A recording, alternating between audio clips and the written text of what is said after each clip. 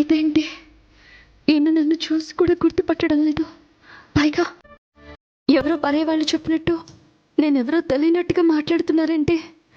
తెలిసి తెలియనట్టు మాట్లాడుతున్నారా? లేకపోతే నిజంగానే ఈయన నా భర్త కాదా? ఛాన్సే లేదు. ఆయన ఈయనే నా భర్తని నేను గుర్తుపట్టలేనా?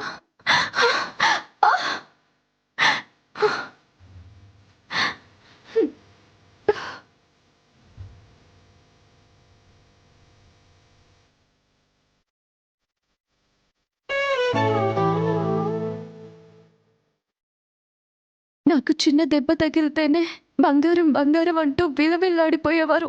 ఇప్పుడు నేను కింద పడిపోయినా ఏమాత్రం చెల్లించడం లేదు. ఏమైంది నీకు?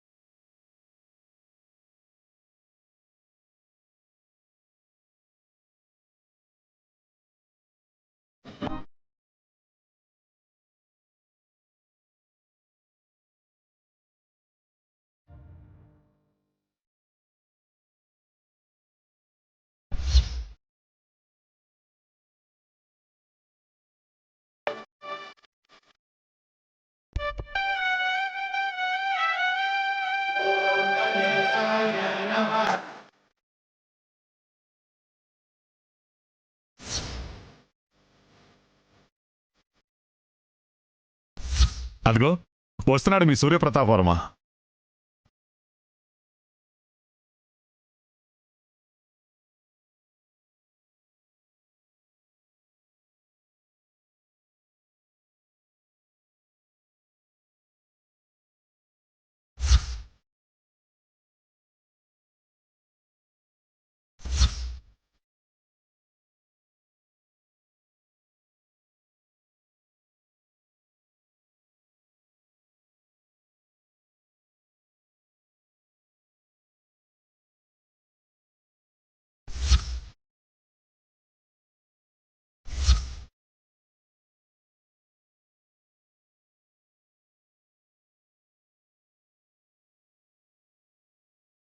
ఆ అమ్మవారు మిమ్మల్ని చల్లగా చూడాలి.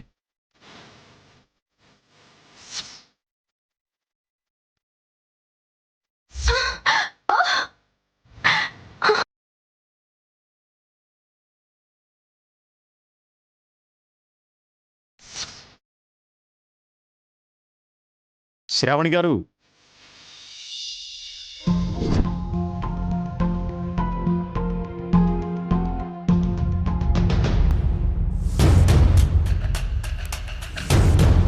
ఏంటంతా ఆశ్చర్యపోతున్నారు?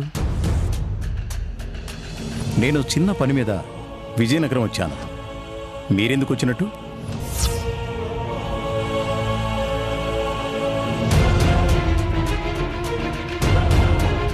అదేంటి లాయర్ గారు, పాత చీర కట్టుకొని పని మనిషి గెటప్ వేశారు? మీరు కూడా మీ ఆయనతో పాటు నాటకంలో రంగప్రవేశం చేస్తున్నారా? ఎక్కడికి పోయినా వెంటాడి మరీ నరకం చూపిస్తున్నారు. ఎదుటి మనిషి ఏ పరిస్థితిలో ఉన్నారు, ఎంత బాధపడుతున్నారో అనవసరం కదా మీకు? నిజంగా బాధపడేవారికి, తప్పించుకోవడానికి బాధ నటించేవారికి చాలా తేడా ఉంటుంది మేడం. మీ ఆయనేమో ఇంటి వారసుడిగా ఎంటర్ అయ్యారు. మీరేమో పని మనిషి గెటప్లో ఆయన చుట్టూ ఉండాలని చూస్తున్నారు. అంతా అనుకున్నట్టు జరుగుతుంటే ఇంకెందుకు బాధ? చాలా ఆపండి. అక్కడ నా భర్త నన్ను గుర్తుపట్టక ప్రాణం పోతుంటే నాటకం అంటున్నారేంటి? అసలు ఇక్కడి వాళ్ళైతే ఆయన నా భర్త కాదు, ఆ రాజుగారి కొడుకు అంటున్నారు. అలా ఎందుకు అనుకుంటారు?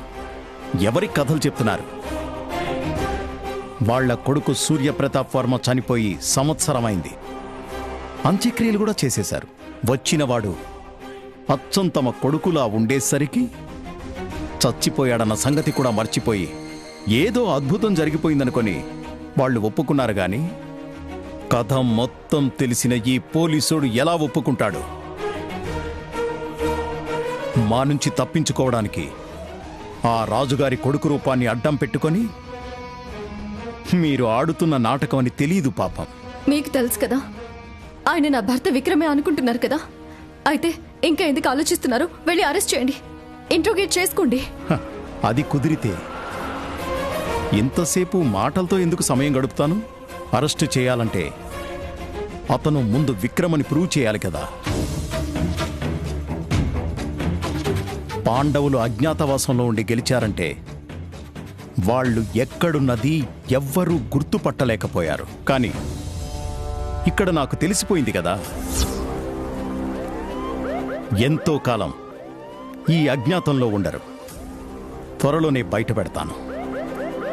అసలు నేరానికి ఊసలు లెక్క పెట్టేలా చేస్తాను. సరే, మీ ఇష్టం వచ్చినట్టు చేసుకోండి. ఇలా నా వెంట పడి మాత్రం నన్ను వేధించకండి ప్లీజ్.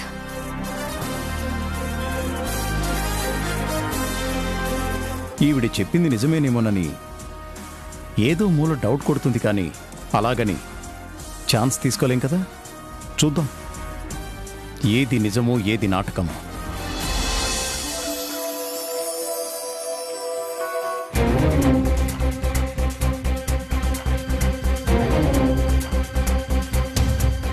వీరయ్య, వీరయ్య, పనున్నప్పుడే అందరూ మాయమైపోతారు. ఒక్కళ్ళు కూడా కనిపించట్లేదు. ఏమైపోయారు? అమ్మగారు, ఎక్కడికి వెళ్ళారు అందరూ? ఒక్కళ్ళు కూడా కనిపించట్లేదు. పనిలో ఉన్నామమ్మా. అమ్మా, ఈరోజు కార్యక్రమం అంతా బాగా జరిగినట్టే కదమ్మా? బాగానే జరిగింది, కానీ మనసంతా ఏదోలా ఉంది.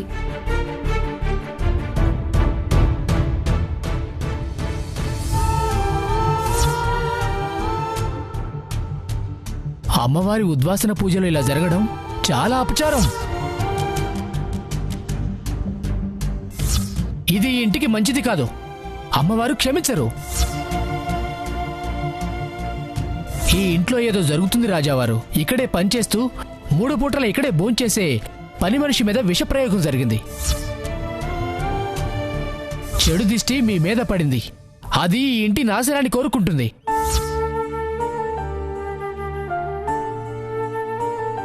ఇంకా మీరు బాధపడ్డం దేనికమ్మా? దేవుడు మీ మొర ఆలకించి స్వర్గం నుంచి సూర్యప్రతాప్ వర్మ గారిని మళ్ళీ నట్టింటి పంపించాడమ్మా.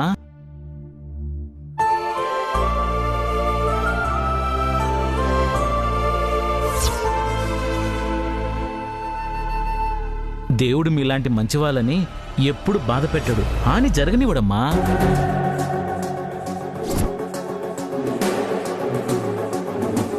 ఊర్లో జనం అందరూ బాబుగారిని చూసి దేవుడే నడిచి వచ్చినట్టుగా సంతోషంతో సంబరాలు చేసుకుంటున్నారమ్మా. ఊరికి పట్టిన చీకటి పోయి పౌర్ణమి వచ్చిందంటున్నారమ్మా.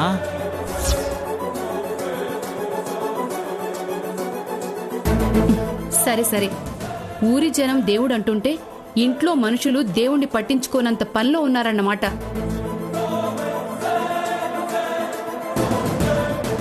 అయ్యగారు కూడా ఊళ్ళో లేరు. అమ్మాయి ఒక్కతే అబ్బాయిని ఎలా పైకి తీసుకెళ్తుంది? కష్టమే కదా. ఏం చేస్తున్నారు ఇంట్లో అందరూ? నిన్నటి నుంచి వంట చేసే లక్ష్మమ్మ మంచానికి అతుకుపోయిందమ్మా. ఊగిపోతుంది. ఏమైందో ఏమో.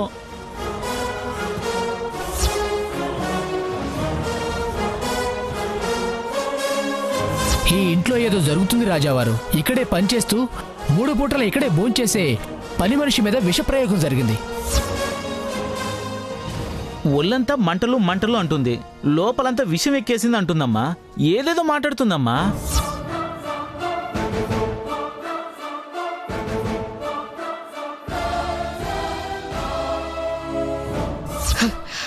ఇప్పుడు ఈ చర్చ పెట్టారేంటి? ఈ విషయం గొడవ ఇంకా సాగదీస్తే ఎక్కడి వరకు వెళ్తుందో ఎవ్వరికీ నా విషయం గురించి, నా విష ప్రణాళిక గురించి ఎవ్వరికీ తెలియకూడదు.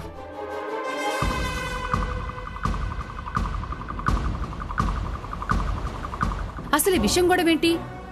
పద, నేనొచ్చి చూస్తాను. అత్తయ్య, మీరుండండి. మీకు గుర్తుందో లేదో, ఆ వంట మనిషి లక్ష్మమ్మ కొన్ని రోజుల క్రితం ఊరెళ్తానంటే మనం పంపలేదు, మనం సెలవు ఇవ్వలేదు. ఇదిగో ఇప్పుడు ఈ నాటకాల్ని మొదలుపెట్టింది. లేకుంటే విషమేంటి, ఈ ఒళ్ళు మంటలేంటి?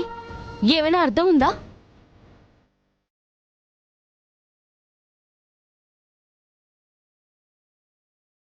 అంతే ఉంటుంది. లేదంటే మనింట్లో విషమేంటి?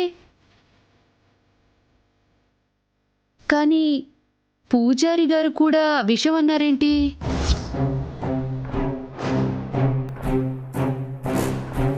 సరే సరే వీరయ్య, అమ్మా అబ్బాయిని పైకి తీసుకెళ్ళు. అలాగేనమ్మా. అమ్మ మనోరమ, చాలా కాలం తర్వాత మీ ఇద్దరూ కలిసి ఉంటున్నారు. సూర్య మామూలు మనిషి అయ్యేంత వరకు జాగ్రత్తగా చూసుకోమ్మా.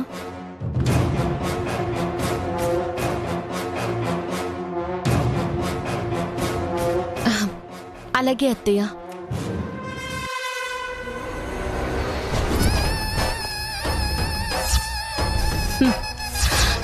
చూసుకోవాల్సింది నేనే కదా అత్తయ్య. చాలా జాగ్రత్తగా చూసుకుంటాను, జాగ్రత్తగా.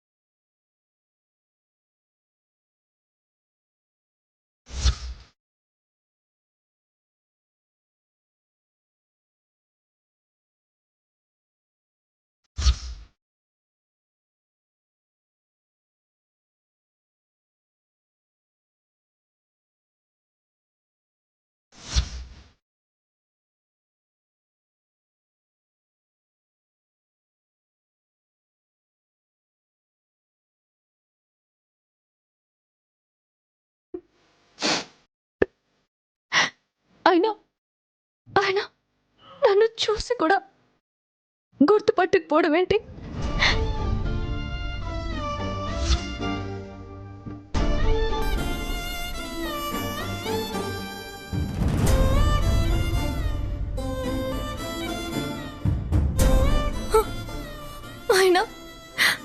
ఆయన కాదా?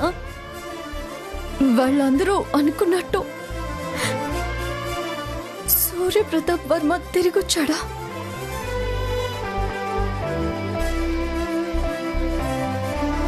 ఆరు నూరుల యోజనాల దూరం పోషపాటి వంశానికి పయనమైనాడే కోన.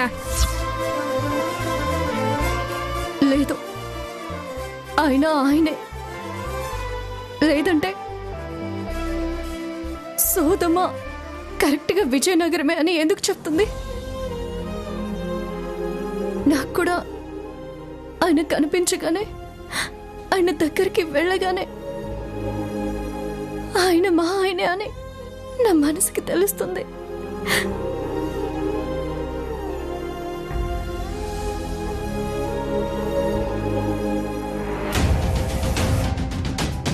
మరి ఆయన ఎందుకు ఇక్కడికి వచ్చి ఆ ఇంట్లో సూర్యప్రతాప్ వర్మలా ఉంటున్నారు? మీరు కూడా మీ ఆయనతో పాటు నాటకంలో రంగప్రవేశం చేస్తున్నారా? నిజంగా సిఐ కార్తీక్ చెప్తున్నట్టు ఈ కేసు నుంచి తప్పించుకోవడానికి సూర్యప్రతాప్ వర్మ ప్లేస్లోకి వచ్చాడా? ఒకవేళ అదే నిజమైతే నాకు అసలు ఒక్క మాటైనా చెప్పుండేవారు కదా. ఆయన సడన్ గా కనపడకుండా పోతే నేనెంత కంగారు పడిపోతానో ఆయనకి తెలియదా?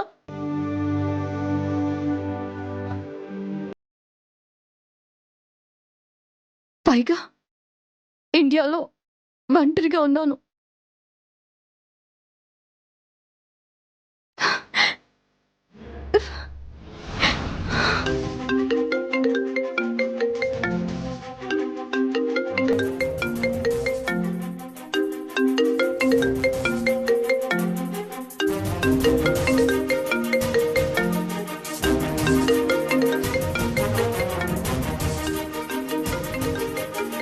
ఇప్పుడు అత్తయ్యతో ఏం చెప్పాలి? ఇప్పటికే 2 సార్లు ఏదో ఒకటి చెప్పి మేనేజ్ చేశాను. ఇప్పుడు ఏం చెప్పాలి?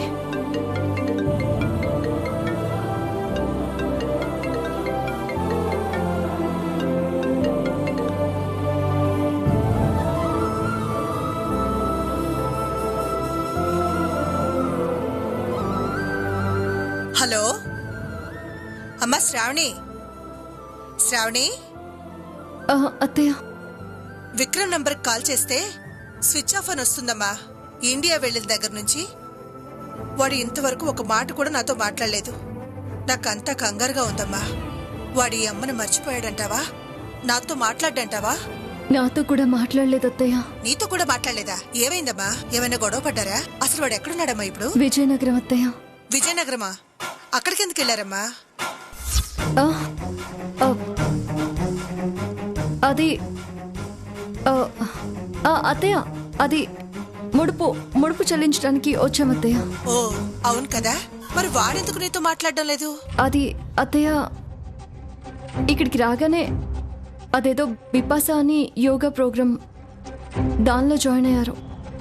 నేను వద్దని చెప్పాను అత్తయ్య, కానీ నా మాట వినకుండా ఆయన ఒక్కరే జాయిన్ అయ్యారు. 15 రోజుల వరకు ఆయన బయటికి రారత్తయ్య. ఫోన్స్ కూడా అలౌ చేయరు.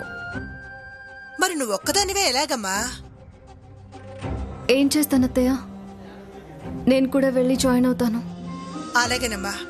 వాళ్ళ లోపలికి వెళ్లే ముందు ఒక్కసారి నాతో మాట్లాడుంటే బాగుండేది. ప్రోగ్రాం అయ్యాక మాట్లాడిస్తానత్తయ్య. సరేనమ్మా, ఉంటాను. జాగ్రత్త. సరే అత్తయ్య.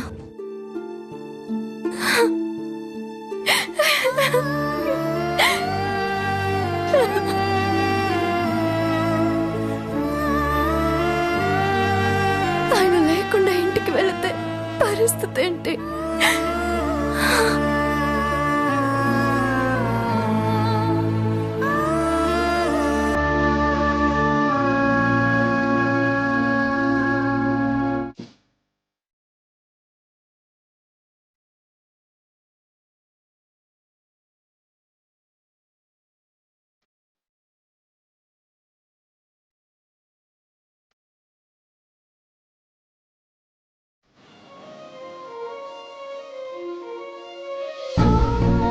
స్వామి, నీ ముడుపు చెల్లించుకుందామని ఇండియా వస్తే ఇలా జరిగిపోయిందేంటి?